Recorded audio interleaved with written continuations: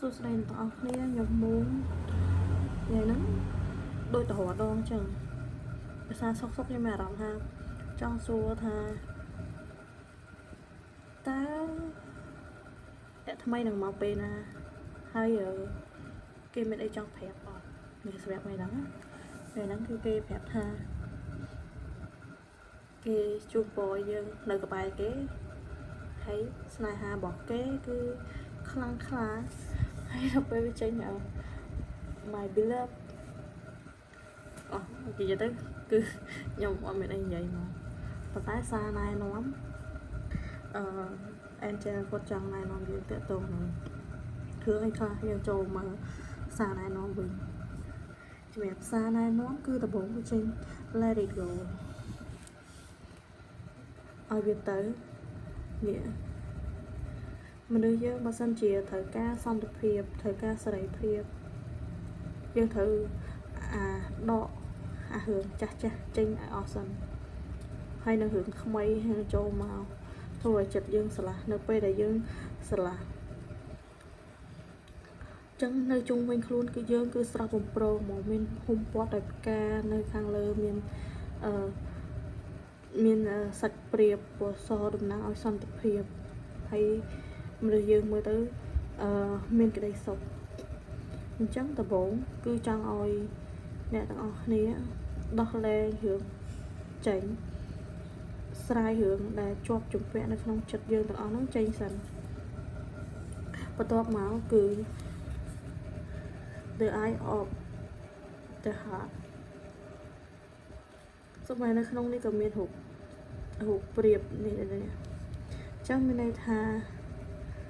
នេះគឺជាសាររបស់គេដែលគេផ្ញើឲ្យយើងតែម្ដងគឺគាត់ចង់ប្រាប់ថា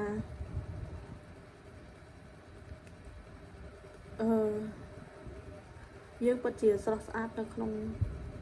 កែវភ្នែកគាត់នៅក្នុងបេះដូងគាត់ហើយយើងគឺជាមនុស្សដែលមានថាមពលមែនតើធ្វើឲ្យតាក់ទាញនៅចិត្តដែលស្រឡាញ់ដែលគាត់មានចំពោះយើងបានអញ្ចឹងហើយមើលនៅពេលដែលយើងដោះលែងរឿងអីផ្សេងមកគឺធ្វើឲ្យជីវិតយើងស្រស់បំព្រងមានពលិមានរស្មីហើយនៅជុំវិញខ្លួនយើងគឺដោយភាពស្រស់ស្អាតមែនតើនៅស្លឹកកាប់ទី3គឺ the part of life អញ្ចឹងមុននឹងអ្នកថ្មីគាត់ចូលមកគឺចង់ឲ្យយើងបំភ្លេចរឿងចាស់ចោលសិនអាចថាបើសិនជារឿងហ្នឹងមិនល្អចាត់ទុកថាជាមេរៀនដោះលែងឲ្យទៅចោះបាច់ស្ដាយស្នោះទេហើយបើសិនរឿងហ្នឹងល្អយើងញញឹមហើយយើងជូនពរទៅអញ្ចឹងអាចបានន័យថាមុននឹងអ្នកថ្មីគាត់ចូលមកគាត់ត្រូវការឲ្យយើងclear រឿងចាស់ឲ្យអស់សិនដករឿងអតីតដែលធ្លាប់មានកន្លងមកហ្នឹងចេញពីចិត្តយើងអស់ហើយនៅពេលបាត់ហូខ្ញុំឃើញគឺ achievement ហ្នឹងលោតឡើងនៅពេលដែលយើងដករឿងចាស់ចេញអស់ហើយយើងនឹងជោគជ័យហើយគេនឹងមកជួបយើងគេនឹងមករកយើងអញ្ចឹងអ្នកទាំងអស់គ្នាអាចមើលបាន we remember in the life remind in the life អញ្ចឹងដូចខ្ញុំប្រាប់ទៀតតែទៅនឹងរឿងអតីតឲ្យវាកន្លងហួសទៅយើងធ្វើរឿងថ្មីសាងអ្វីដែលថ្មីមកនោះយើងនឹងសម្រេចដោយក្តីប្រាថ្នាហើយនឹងអ្នកដែលគូពិតជាគូពិតដែលគាត់ស្រឡាញ់យើងពិតប្រកបគាត់នឹងវិលចូលមកក្នុងខ្លួនយើងដូចខ្ញុំចង់ប្រាប់ថានៅពេលដែលយើងចង់ឲ្យណាម្នាក់ស្រឡាញ់យើងត្រូវចេះស្រឡាញ់ខ្លួនឯងសិនហើយគេនឹងស្រឡាញ់យើងមកយើងបាច់បខំទេនៅពេលហ្នឹងគឺយើងមានថាមពលស្រាប់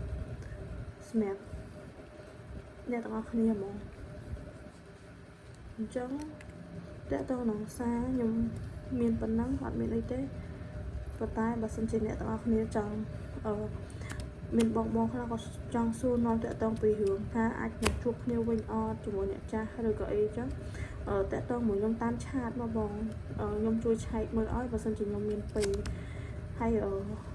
សម្រាប់ការមើលហ្នឹងគឺខ្ញុំមើលតែចំនួនសំណួរតែបានសំណួរតែខ្ញុំអាចនឹងឆ្លៀតមើលឲ្យបានព្រោះដោយសារខ្ញុំត្រូវការពេលវេលាសម្រាប់ដែរអញ្ចឹងហើយសម្រាប់មួយវិញទៀតជាការចង់និយាយថាជាកាដូខ្ញុំបើសិនខ្ញុំមើលឲ្យគឺខ្ញុំមកត្រូវការអីសូមតើជួយ subscribe YouTube ខ្ញុំទៅបានហើយតំណឹបខ្ញុំអត់ត្រូវការតំណឹបអីច្រើនទេជួយ subscribe YouTube ខ្ញុំឲ្យដើរឲ្យគ្រប់1000អ្នកអញ្ចឹងទៅខ្ញុំជួយមើលឲ្យខ្លះៗអញ្ចឹងប៉ុន្តែខ្ញុំមើលបានតែម្នាក់អាចធ្វើមកសំណួរពីសំណួរអីទេតែសូមជួយឆាតមកខ្ញុំអញ្ចឹងណាអញ្ចឹងអត់មានអីទេអរគុណ